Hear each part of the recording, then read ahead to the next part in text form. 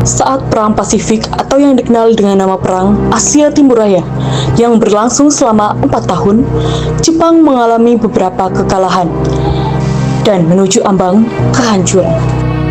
6 Agustus dan 9 Agustus tahun 1945, Hiroshima dan Nagasaki dibom oleh sekutu, membuat Jepang makin terperosok dalam lubang kekalahan.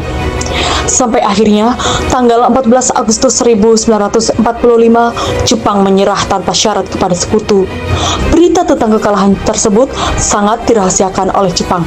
Bahkan, semua stasiun radio disegel oleh Jepang, tapi ternyata siaran tersebut tertangkap di Indonesia dan Sultan Syahrir mendengarnya.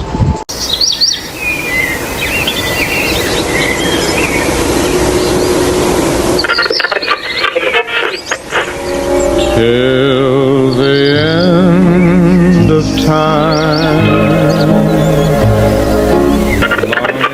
Then the worst news of the defeat of Japan was surrendered unconditionally to the Allies. One of the reasons was the bombing of Hiroshima and Nagasaki on August 6 and 1945 by the Allies.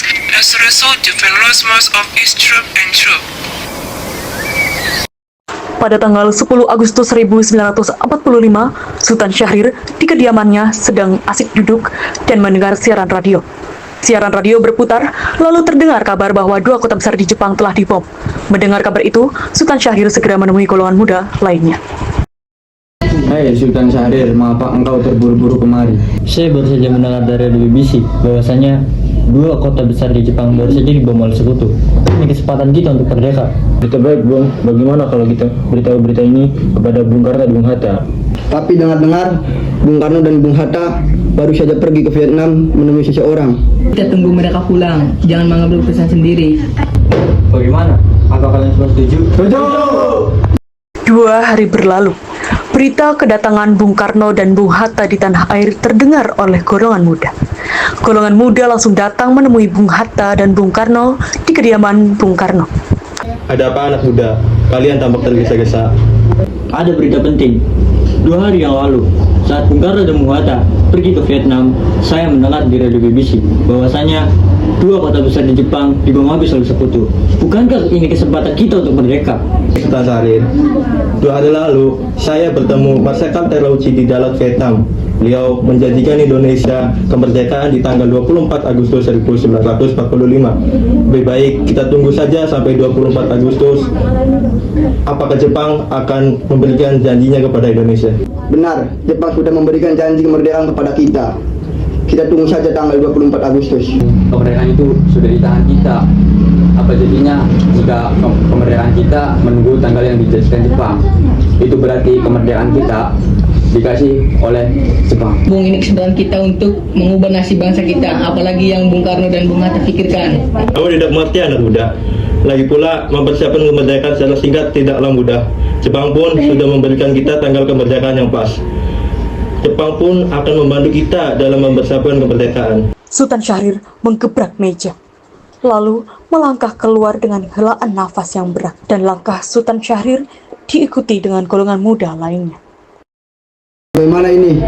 Bung Karno kekeh tidak memerdekakan Indonesia. Golongan tua malah menunggu tanggal yang dijanjikan oleh Jepang.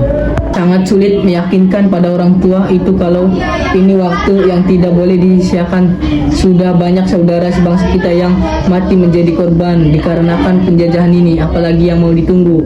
Saya tidak berpikir dengan pemikiran golongan tua itu. Apakah mereka masih ingin banyak saudara kita yang gugur menjadi korban juga? Saya rasa kita coba tunggu beberapa hari lagi. Bisa jadi mereka berubah pikiran dalam beberapa hari ke depan. Kita datangi lagi mereka nanti. Jika mereka tetap tidak mau, terpaksa kita harus melakukan sebuah tindakan. Saya setuju dengan Sultan Syahrir. Mungkin setelah apa yang tadi kita sampaikan, mereka bisa berubah pikiran. Hari demi hari, mentari yang tadinya menampakkan sinarnya kembali pergi menenggelamkan diri. 2 hari berlalu setelah penolakan yang dilakukan Bung Karno. Para golongan muda masih mencari cara agar para golongan tua itu mau segera memerdekakan diri. Bagaimana ini? Sudah 2 hari tidak ada kejelasan. Benar, kita tidak bisa berlama-lama seperti ini. Ada Malik atau kaum kau ada solusi? Saya rasa kita tunggu informasi saja dari Sultan Syahrir. Suasana kian memanas. Aidit melangkah keluar. Yang pertama kali ia lihat adalah wajah Sultan Syahrir. Saya yakin kalau Bung Karno tidak mau memerdekakan saat ini juga, kita harus memikirkan strategi. Strategi apa yang kau maksud, Bung? Sultan Syahrir mengajak mereka duduk dan membahas strategi yang dimaksud. Para pemuda mengangguk paham, mereka terlihat setuju dengan usulan Sultan Syahrir itu. Kita kumpul kembali besok jam 4 pagi. Seperti yang telah dibicarakan kemarin, 15 Agustus 1945, pukul 4 dini hari, para golongan muda telah berkumpul. Mereka menuju ke kediaman Bung Karno dan Bung Hatta. Bung Karno, Bung Hatta!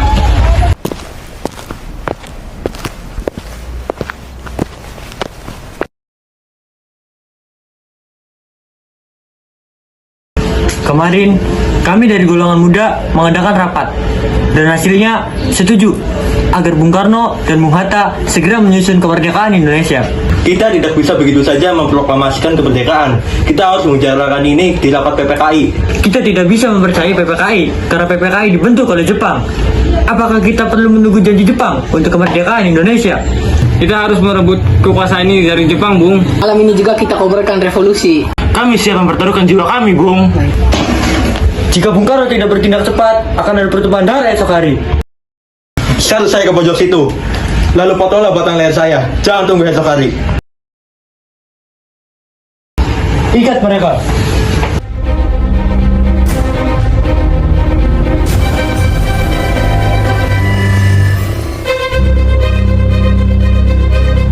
Masuk. Lepaskan talinya. Apa tujuan kalian menculik kami? Kami ingin kalian segera memproklamasikan kemerdekaan. Berapa kali saya bilang, tunggu saja tanggal yang sudah ditentukan oleh Jepang. Apalagi Bung yang ditunggu, Jepang sudah menyerah kepada sekutu.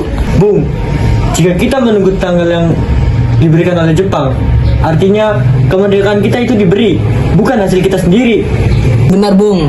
Bila kita memerdeka atas hadiah Jepang, itu berarti kita bentukan Jepang dan kita akan dijajah lagi. Kami memang belum mempertimbangkan masalah ini dengan baik, tapi saya yakin bisa dapat bangkit dan memanfaatkan kesempatan ini 2 kali, Bung. Tapi apa kita bisa? Apa kita bisa melakukannya? Tentu kita bisa, Bung. Kita akan memproklamasikan kemerdekaan. Merdeka! Merdeka! Lalu, teks proklamasi pun diketik oleh Sayuti Melik. Begitu juga bendera merah putih dijahit oleh istri Soekarno, yaitu Ibu Fatmawati.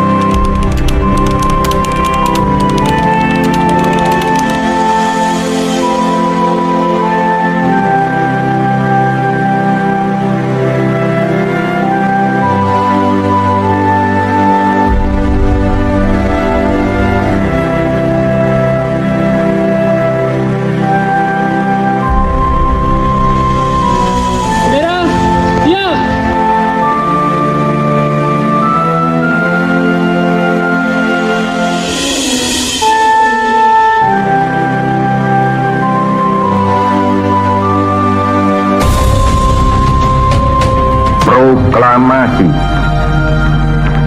Kami, bangsa Indonesia, dengan ini menyatakan kemerdekaan Indonesia.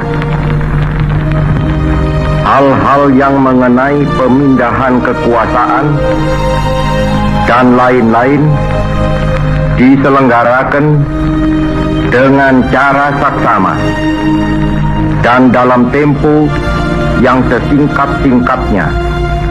Jakarta, 17 Agustus 1945,